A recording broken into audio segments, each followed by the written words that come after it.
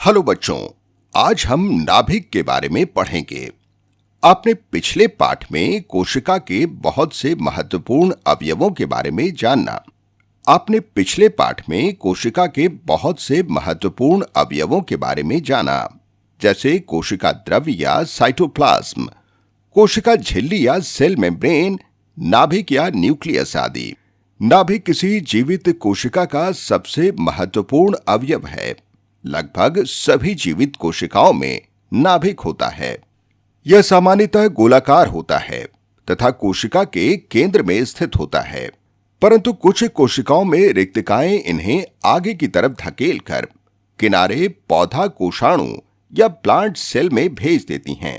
नाभिक की अपनी स्वयं की एक झिल्ली होती है जो कि स्वयं को कोशिका द्रव्य से अलग करती है। इसे नाभिकीय झिल्ली या न्यूक्लियर मेम्ब्रेन कहते हैं। एक झिल्ली कोशिकीय झिल्ली की तरह ही है। यह झरझरी या पोरस होती है। कुछ पदार्थों के नाभिक तथा कोशिका द्रव्य के बीच गमन की अनुमति देती है। नाभिक को सूक्ष्मदर्शी द्वारा आसानी से देखा जा सकता है। अधिक शक्तिशाली सूक्ष्मदर्शी से हम नाभिक के अंदर का गोलाकार आकर भी देख सकते हैं, जो कि नाभिक के अन्य भागों की तुलना में गाढ़े रंग का होता है। इसे न्यूक्लियोलस कहते हैं। नाभिक में कुछ धागे जैसे संरचना होती है। वह क्रोमोसोम्स है। इन क्रोमोसोम में जीन होते हैं। हमें पता है कि हम बहुत से गुण अपने अभिभावकों द्वारा जीन के माध्यम से ही प्राप्त करते हैं, बल्कि जीन ही हमें वो बनाते हैं जो हम हैं। हमारी बनावट, जैसे हमारे बाल, त्वचा का रंग, चेहरा, सब कुछ हमारे जीन पर निर्भर करता है। अतः जीन जीव जंतुओं को विरासत में मिलने वाले गुणों की इकाई होती है और ये नाभि में क्रोमोसोम में स्थित होते हैं। हम क्रोमोसोम को केवल कोशिका के विभाजित होने पर ही देख सकते हैं, अन्यथा क्रोमोसोम एक दूसरे से गुथे या इंटरवाइंड होते हैं। अतः ये नाभिक के अंदर एक जाल की तरह दिखता है।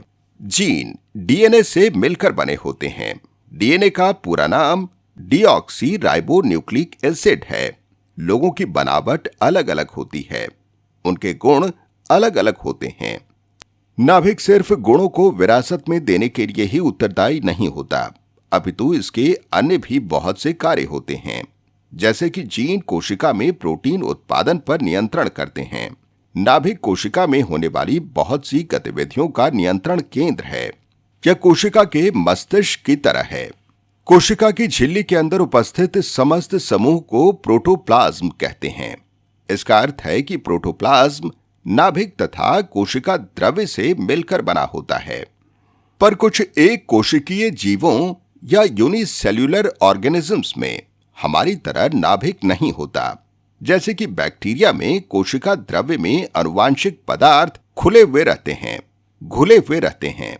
उनमें व्यवस्थित न्यूक्लियस या नाभिकीय झिल्ली नहीं होती, परंतु सभी जीव जंतुओं में जीन होते हैं जो कि उनमें गुणों के लिए जिम्मेदार होते हैं।